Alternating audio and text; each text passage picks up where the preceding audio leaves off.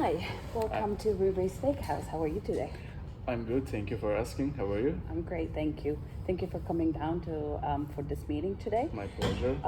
So, can you start by telling about yourself? Sure.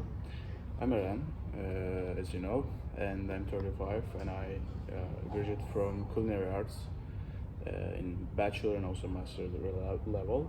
So I've been working in this industry, especially in Michelin star area, more than 5 years. I had different restaurant experience, but specifically for Michelin star side, I can say that more than 5 years. And in different location with different cuisine and diverse workforce. That I can say. Very nice, very nice. Um, so, what would you consider your biggest strength is in your work? Actually, working with the diverse team and the especially making them happy, motivated, and satisfy the customer needs and follow the trends, and create a unique menu and to match with almost any cuisine that available in the world. So yeah, like I can say that in last in the relationship management for me to really one of the biggest strength. Yeah. Very nice. And when you think about your last job, what was your biggest challenge in your last job? Um, Actually, it was like the last job that I was in Vegas.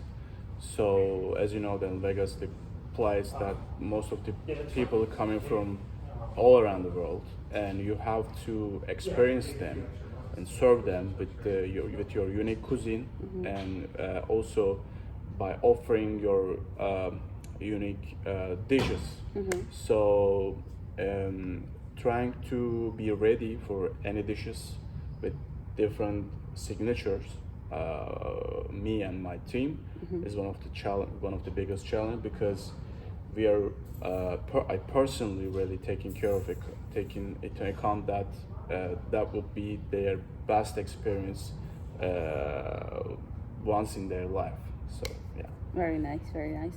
And let's let me move on to some imaginary situations Sure, here. sure. Imagine that your chefs don't show up to work. you know. Okay. What would you do in this kind of situation? My guidance and follow up my stuff like that. That you're doing. I got it.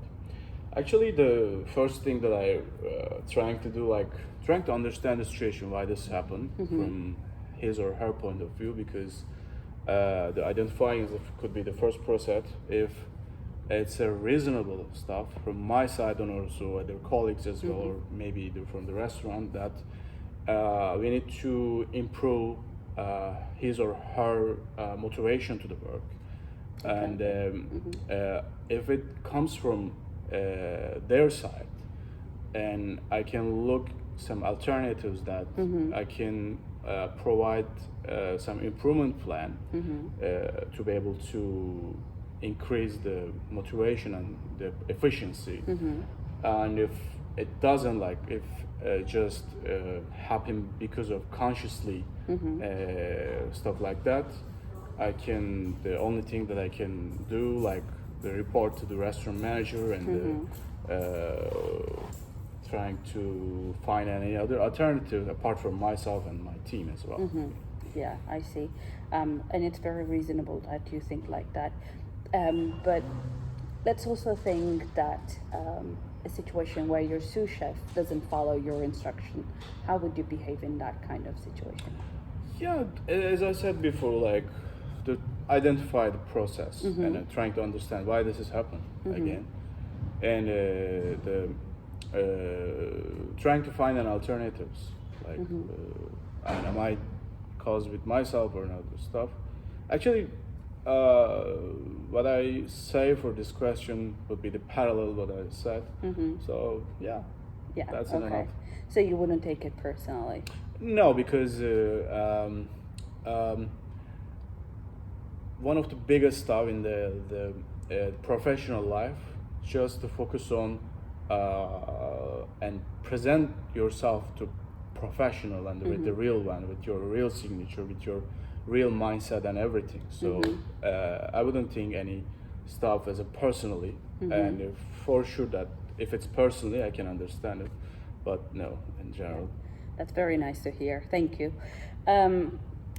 So, could you also tell me a time where your dish would come back to the kitchen? How would you handle that situation? Oh, I got it. It's a really tough question, but I honestly say that it rarely happens because me and my team was created really great signature by our uniqueness and with our really visionary mindset. And when it happens, and that, especially in Vegas, sometimes that happen because of you have to follow the different dynamics and the different actually the trends and everything, and I can understand against the situation because when I observe the situation, mostly it happens by the service quality because of offering the waiters and so or waitress, and if it's because of it, we're trying to respond how we responded, and so actually what I did was after the identify the process, the most of the customer like to see something similar with their cuisine or something extra additional stuff because they paid it really much.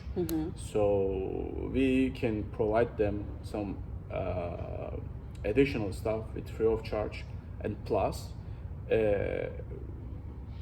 in order to identify their cuisine and their best, we also create another similar and they may like dish as again free of charge.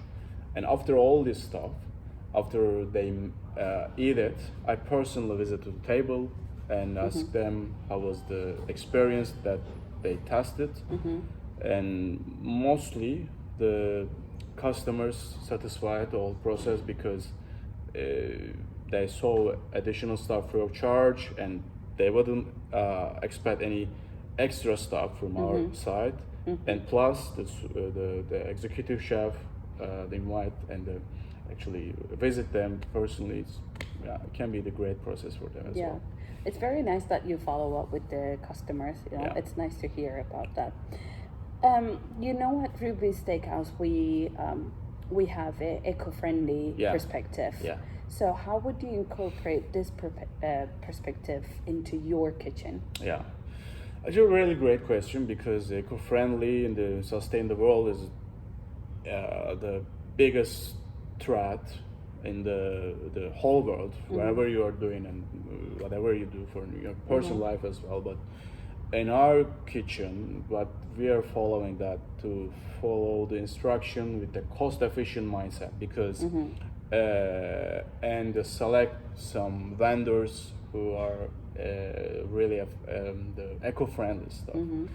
And personally, if I select some of the vendors that I always test and see their company profile, their reference check and stuff like that, if it's eco-friendly and also give us something really reasonable prices, I start to work with them. And also in our kitchen, I personally taking care of things, not throwing off each and any movement, because we personally and as a team trying to increase the level of the profit, and our investors they also like to see something really great return on his investment or her investment as well.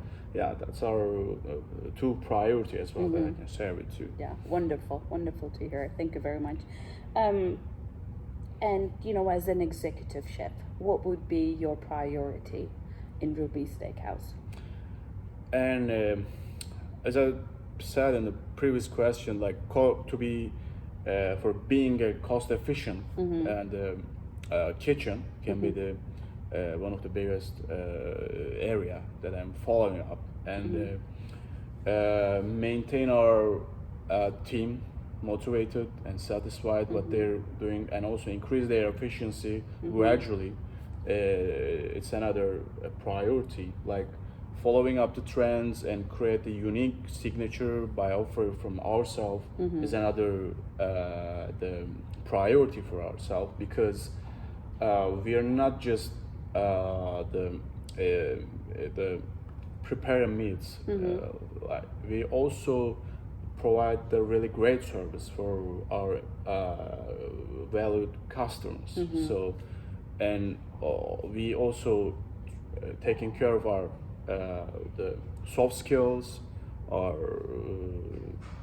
excellent service and everything. So, of course, and our team is one of our biggest strengths. So yeah, let's make the best of it, right? Exactly. Okay.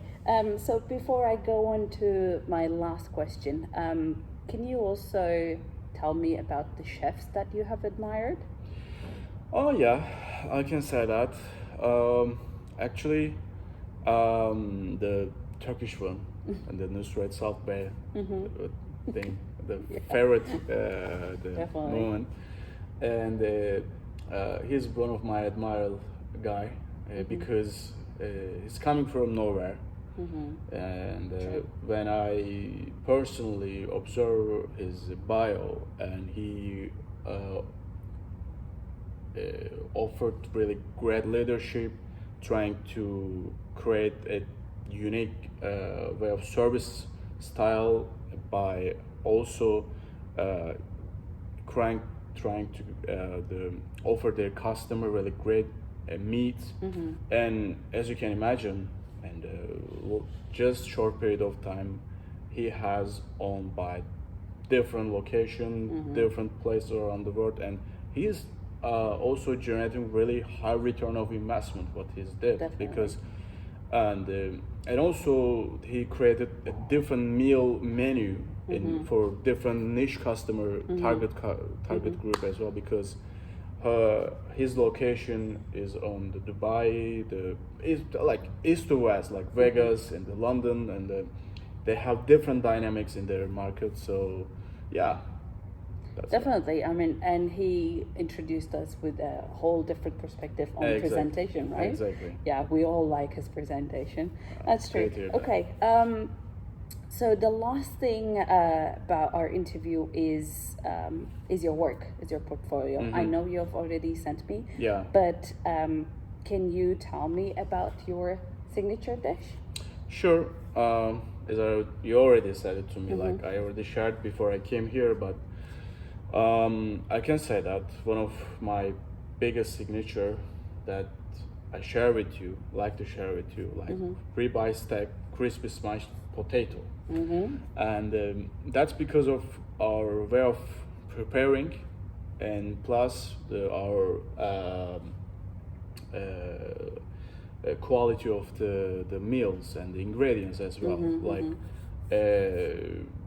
The basically speaking, that's the tasty beef, fat left, and the skilled and to sear smashed paprika spiced potato to crispy, and I can say that this is really golden perfection, and it's one of my great signature. Yeah, it sounds delicious. Yeah. Thank you very much, Aaron, for coming down here. So let me tell you about the process that we're going to take.